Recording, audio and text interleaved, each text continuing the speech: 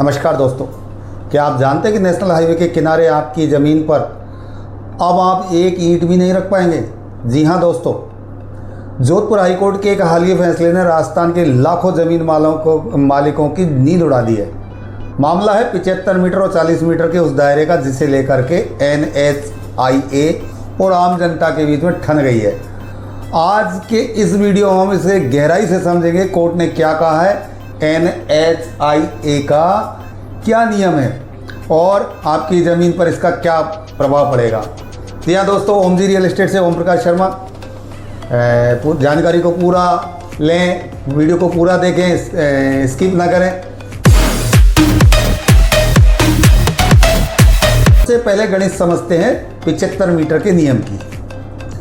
Jaipur high court की खंडपीठ ने यह स्पष्ट किया है कि नेशनल हाईवे के सभी बिंदु यानी सेंटर लाइन से 75 मीटर की दूरी किसी भी प्रकार का निर्माण होगा वो प्रतिबंधित होगा। अब एक नियम और है, कुछ लोग बाग मेरे से पूछते हैं कि 40 मीटर का क्या नियम सर।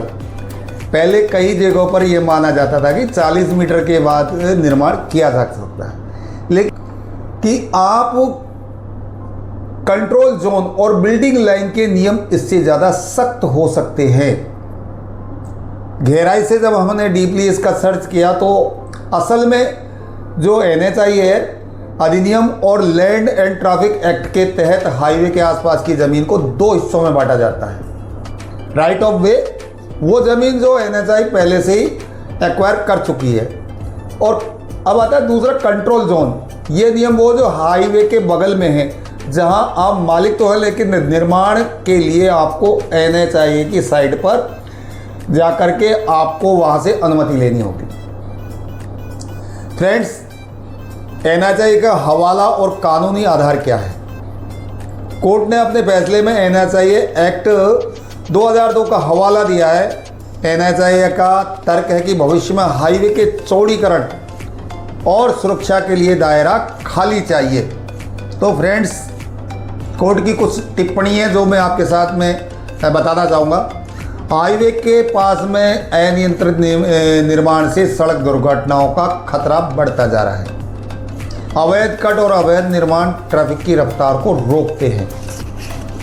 फ्रेंड्स, कोर्ट ने साफ कहा है कि अगर आपकी ज़मीन 75 मीटर के दायरे में आती है तो वहां आप बिना परमिशन के कॉमर्शियल या रेजिडेंशियल स्ट्रक्चर खड़ा नहीं कर सकते हैं। अब सवाल आता है कि इससे फ़र्क क्या पड़ेगा, आम जन पर क्या फ़र्क पड़ने वाला है। तो मैं आपको क्लियरली बताना चाहूँगा कि अब अगर आपकी ज़मीन पर दुकान बनानी है इस दायरे में तो आपको NHAI के चक्कर काटने पड़ेंगे बॉस। दूसरा आएगा मुआवजे का पेज। सबसे बड़ा डर ये है कि अगर भविष्य में ज़मीन ली जाती है तो इस रिस्ट्रिक्ट जोन का पूरा मुआवजा मिलेगा क्या। फिर बैंक लोन ऐसी ज़मीनों पर लोन देने से कतराएंगे जो नो कंस्ट्रक्शन जोन या विवादित दायरे में आती है। फ्रेंड्स, ये फैसला सिर्फ एक कानूनी आदेश नहीं है बल्कि एक विकास और निजी आधार के बीच का एक टकराव है। अगर आपकी ज़मीन हाईवे पर है तो तुरंत अपने जिले के NHIA के क्षेत्रीय कार्यालय या तहसील में जाकर के बिल्डिंग लाइन और कंट्रोल लाइन की जानकारी लें। किसी भी निर्माण से पहले लिखित अनुमति जरूर लें, वरना भैया पीला पंजा, जानते ना, बुलडोजर चलने में देर नहीं लगेगी। क्या आपको लगता है कि 75 मीटर का ये नियम किसानों के साथ नाइंसाफी है या विकास के नाम पर निजी अधिकारों का हनन है? अपनी राय कमेंट में लिखें और इस वीडियो को हर उस भाई तक पहुंचाएं जिसकी ज़मीन हाईवे के किनारे है। वीडियो कैसा लगा? अच्छा लगा हो तो इसे सब्सक्राइब करें, लाइक करें और उन सभी ज़रूरतमंदों के लिए आप शेयर करें। एक और रिक्वेस्ट, मैं जयपुर रियल एस्टेट में वर्क करता हूँ। अगर आप जयपुर में सिक्योर सेल्फ इन्वेस्टमेंट करना चाहते हैं तो स्क्रीन पर मेरे नंबर चल रहे हैं 9828703836। फ्रेंड्स, इस रूल्स के अकॉर्डिंग कोई भी क्यूरी हो तो आप मुझे डायरेक्ट व्हाट्सएप पे कॉल कर सकते हैं, चैट कर सकते हैं, कॉल कर सकते हैं।